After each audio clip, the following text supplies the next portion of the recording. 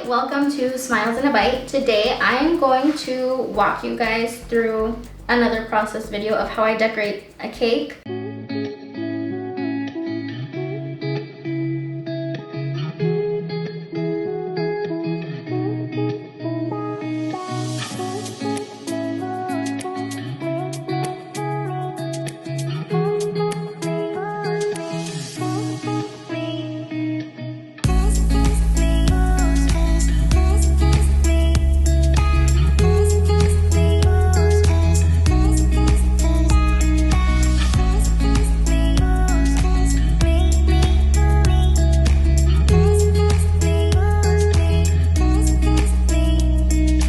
This one's going to be a little bit different than a rosette cake. This one I'm incorporating some fondant work. There'll also be edible images. It's all very similar repetitive work, but this one you'll see a couple of extra steps.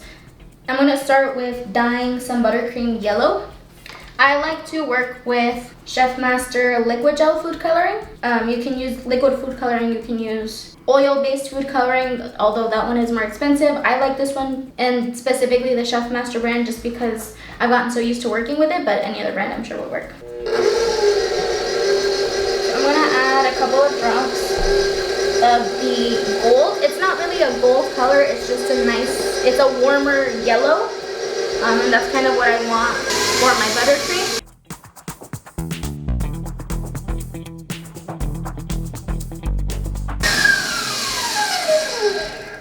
Okay, so it's not a very dark color, but it's also not like, it doesn't look like that highlighter yellow color.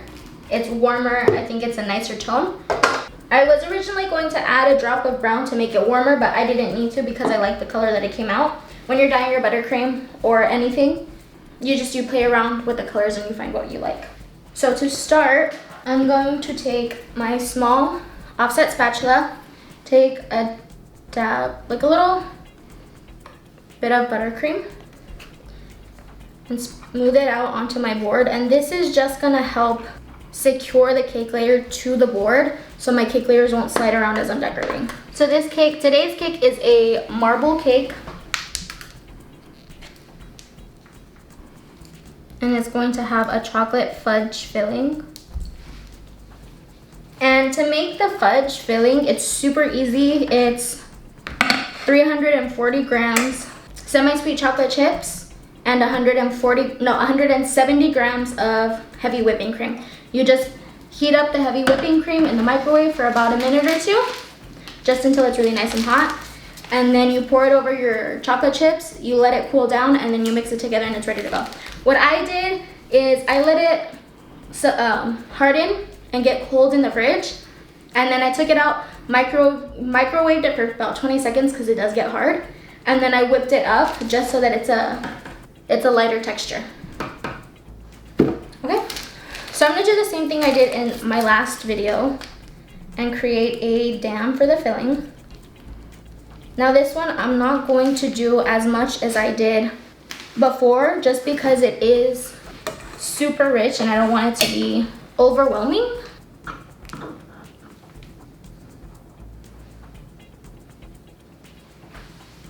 So this is a little bit colder than I want it to be, but it's okay, I can still work with it. If you want your filling to be softer, since it is chocolate, you just have to microwave it a bit and it'll be good to work with.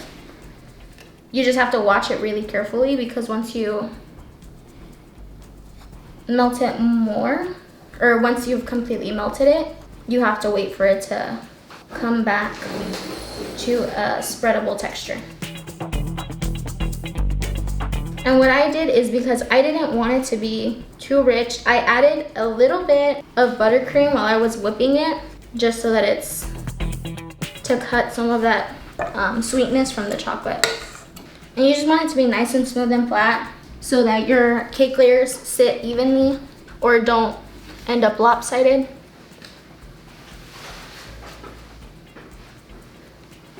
And again, I'm working with my cake layers frozen. I do it all the time. It just helps me keep any crumbs from coming off of the cake, and I think it's a lot easier to work with.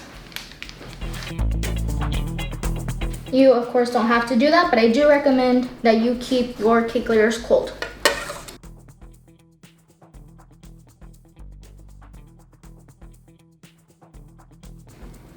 For this, you have to work a little bit harder to really spread it, but that's because I left it too cold. I could have gotten away with melting it down a bit more, but I didn't want to overheat it because I didn't want to have to wait longer to use it.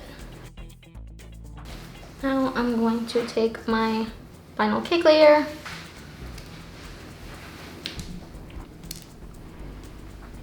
and just set it on top. I'm also trying to make sure I keep any crumbs off of my cake drum, because if I leave them on there, my cake scraper will pick it up as I'm smoothing on my frosting. So I've been asked a few times where I buy my decorating tools. I personally buy them from a cake supply store near me, just because they have better prices, in my opinion. Or I can buy them from Amazon, Michael's, Hobby Lobby, any store that sells cake decorating supplies. It's just easier access for me is cake supply stores. So this is a crumb coat. It does not have to be perfect. You're gonna pick up crumbs. That's why it's called a crumb coat. You just want to be careful, because you can't put this frosting back into the rest of your buttercream, because now it has cake crumbs in it and it'll affect the look of it. So this part, it's pretty messy. It's not like a super clean look, and that's fine, because again, I'm gonna smooth it out. Oh, and then I had someone ask me where I buy my cake scraper. This one is from Amazon. You just search up acrylic cake scraper and a bunch of different options will come up. This one's from a company called The Cake Safe, but I bought it in a bundle. Or if you don't want an acrylic cake scraper, Michael's has some, Hobby Lobby has some. You'll find some at cake supply stores near you if you have some. They're just, some are metal, some are plastic. I just prefer the acrylic ones. So I don't like my cakes to have a super thick coat of frosting, and that's kind of to accommodate people that don't really like frosting. So I smooth it out, and then I also scrape off enough frosting to where you can see my cake layers, but they're not exposed and they're not going to dry out, and no crumbs are going to come off once I put on my final coat of buttercream. And then when you're smoothing out the top of your cake, or the edge of your cake, whatever you want to call it, some people like to take a knife and scrape them off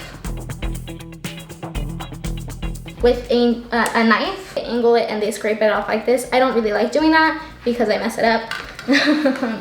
And I've gotten so used to doing it with an offset spatula, or some people call it a palette knife. You find what works for you, what's easier for you. Once again, my way is not the right way. It's not the only way. It's just what works for me. So if I wanted to, what I could do is I could chill it and then come back and do my final coat of buttercream. I don't have to do that though, because I know my cake is cold enough to where the buttercream starts hardening or firming up, and I can just work with it right away. So I'm gonna use the same piping bag. I'm just gonna scrape off the excess white buttercream in there and repurpose it for my yellow, because the final color is yellow. I could go and grab another piping bag, but why waste? Why waste another when I can just use this? My piping bags I buy from a store called Chef's Toys, but these are another item that you can find in craft stores, cake supply stores, or on Amazon. And now again, I don't like using piping tips for when I'm applying buttercream to my cakes if it's not in a design, just because I think it's wasteful in terms of time, because then I have an extra thing to wash. I don't think it's necessary. If some people prefer using a round piping tip, that's fine. There's nothing wrong with it.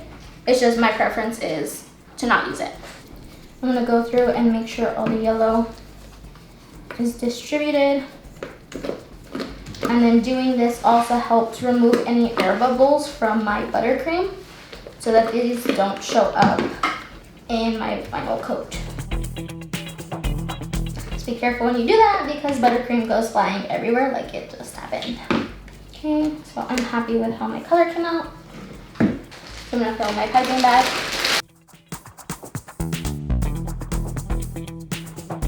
Be careful not to overfill your piping bag because you don't want to overfill it because then you can't properly hold the bag, you can't squeeze out the frosting the way you're supposed to, and then you also possibly hurt yourself. So I start at the bottom. And again, because I don't like thick coats of frosting on my cake, I leave a bit of space because the scraper is gonna help me push that frosting around, and I can always go back and fill in the spots that don't have any. There are some people that love to load cakes on with frosting. It's really all in your preference. You find what you like and you go from there. So then you just smooth out the top.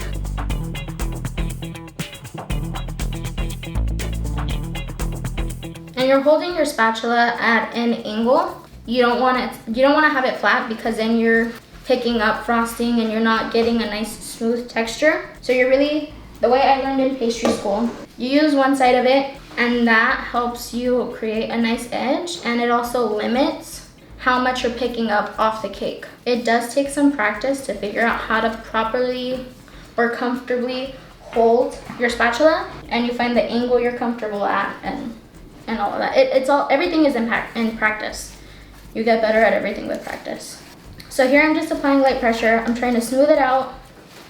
I'm not trying to scrape off the buttercream. Of course, buttercream is gonna come off. That's normal. So then with my piping bag, I'm gonna go back and fill in the gaps. And because I don't put a lot of frosting or leave a lot of frosting on my cake, I use less than what other people would. So I had to dye very little buttercream. But again, it's all up to what you like. So if you love frosting and you love buttercream, put as much buttercream as you like. In my experience, not very many people enjoy frosting like others would. So I just like to do thinner layers of it. And still, you want to apply very little pressure. You're just smoothing it out or holding it at an angle. And you want to make sure your scraper sits flat on the cake drum and not like this, because then this changes. That happens when you try to pick it up, or your buttercream, instead of being nice and straight and even, the top or the bottom will be thicker than the other side. Okay, and there you go. You have a nice smooth base to work with. This part is just to, again, clean up your edges. Now, some people, one of the styles of what people do is they actually like to leave the edges and they'll paint them gold or silver with luster dust, and then they'll add flowers or texturize it. And I think the end product is always really nice, but it's not for this design. But if that's what you wanted to do, you could totally do that.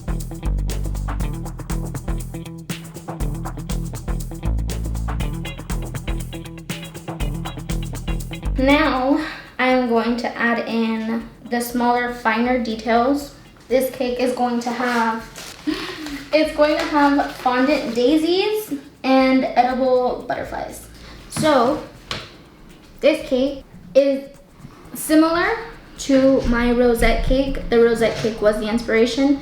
The client asked that she get daisies instead of the rosettes. So I did them with fondant. Made them out of fondant, or I used a fondant cutter to make them. I could have used artificial flowers or brush flowers, but sometimes I like to use fondant details, and I think those are always nicer. That, and I didn't want the butterflies to get lost, so I'm just gonna lay them on like that. And my buttercream is still soft enough to where the fondant sticks without me having to add buttercream to it. So I'm gonna use varying sizes. I have 3 different sizes, and that's just to add a little bit of variety. Also, so it doesn't look so uniform.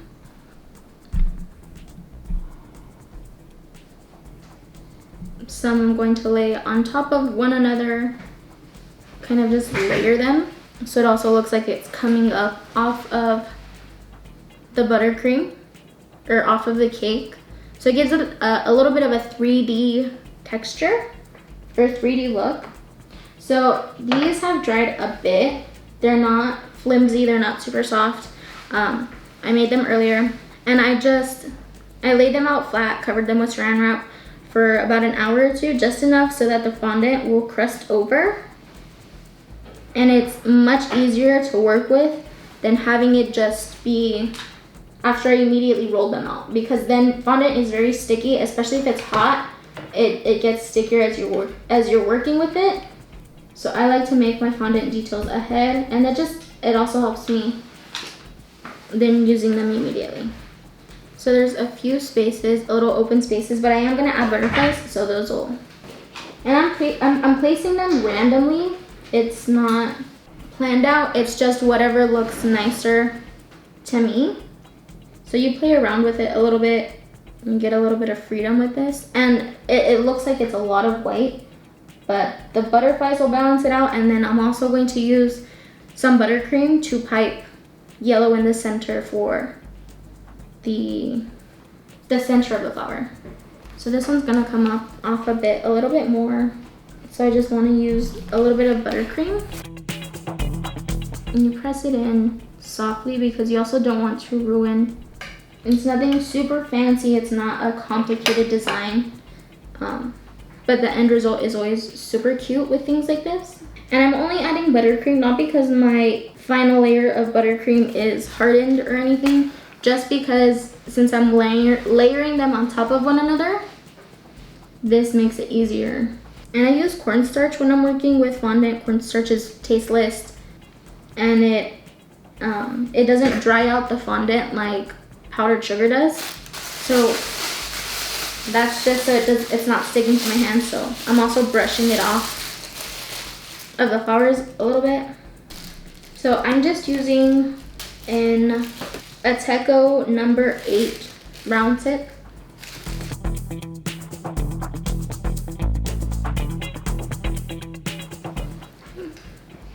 So I piped it in a circular motion. I know it's a bit textured. I'll go over it with my spatula and smooth it out.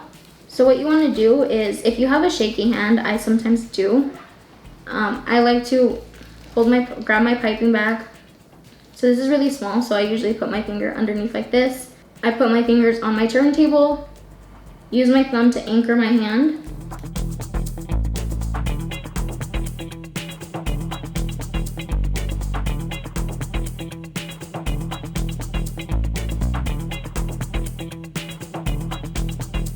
And now I'm going to take my spatula and just really lightly try to smooth it out so it's nice and flat. And I'm not taking off buttercream, I just want to smooth out. It's not too bright, it's not too dark. So then I'm also gonna start placing my butterflies just so that I have a better idea. It gives it this look that the butterflies are flying. Now you want to be careful with your edible images because they're very delicate. Once they dry out, they do start breaking in half. So you just want to be mindful of that.